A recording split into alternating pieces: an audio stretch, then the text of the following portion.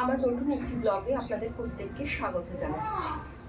আজকের ব্লগটা একটু অন্যরকম হতে চলেছে, কারণ আপনারা দেখতেই পাচ্ছেন আমি বেশ কিছুদিন ধরে কোনো ব্লগ দিচ্ছি না বা দিতে পারছি না, কারণ আমার জীবনে বিভিন্ন চড়াই উতরাইয়ের মধ্য দিয়ে এখন চলছে। একবার ভাবলাম যে না, আপনাদের জানাবো না, কারণ প্রত্যেকের জীবনে কিছু না কিছু সমস্যা থাকে এবং সময়ের সাথে সাথে সেগুলো আবার সমাধান হয়ে যায়।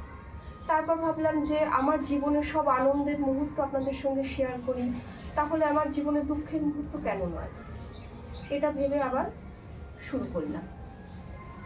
তো আনএক্সপেক্টেডলি আমাদের জীবনে একটা দুর্ঘটনা ঘটে গেছে।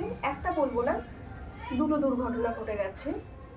মানে আমার জ্যাঠা শ্বশুর মারা গেছেন গত সোমবারে, আর সেই দিনই সুবীরের হাত ভেঙে গেছে। পড়ে গিয়ে ওর হাতের কবজির কাছ থেকে খুলে গেছে।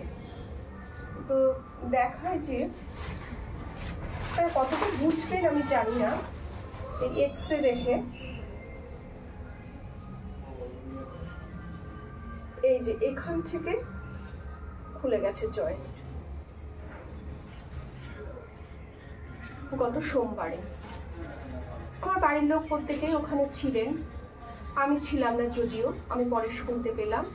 পেয়ে তারপর হসপিটালে গেলাম, যেখানে দেখিয়েছে সেই চেম্বারে গেলাম। তারপর ডাক্তার দেখালাম যথারীতি, আবার কয়েকটা ডাক্তারও দেখালাম, সবার সাজেশন নিলাম। সব ডাক্তার একই কথা সাজেস্ট করছে যে সার্জারি করতে হবে। তা সুবীর একটু ভয় পাচ্ছে সার্জারিতে, স্বাভাবিক একটা ভয় পাওয়াটা, কিন্তু এছাড়া কোনো তাড়াতাড়ি রিকভারি হওয়ার কোনো রাস্তা নেই। তো আগামী মঙ্গলবারে ওর সার্জারি ডেট পড়েছে। তো এখন তাছাড়া তো কিছু করার নেই, করতে হবে, কারণ ওকে সুস্থ হতে হবে। অ্যাকচুয়ালি দুর্ঘটনা তো বলে আসে না, হঠাৎই ঘটে, আর সেটা মেনেও নিতে হয়, কিছু করার নেই। তা ও গেল সবার সঙ্গে, গিয়ে ওখানে যে এরকম ঘটবে সেটা ও বুঝতে পারিনি, বা আমরাও তো জানিনি যে এরকম ঘটতে পারে।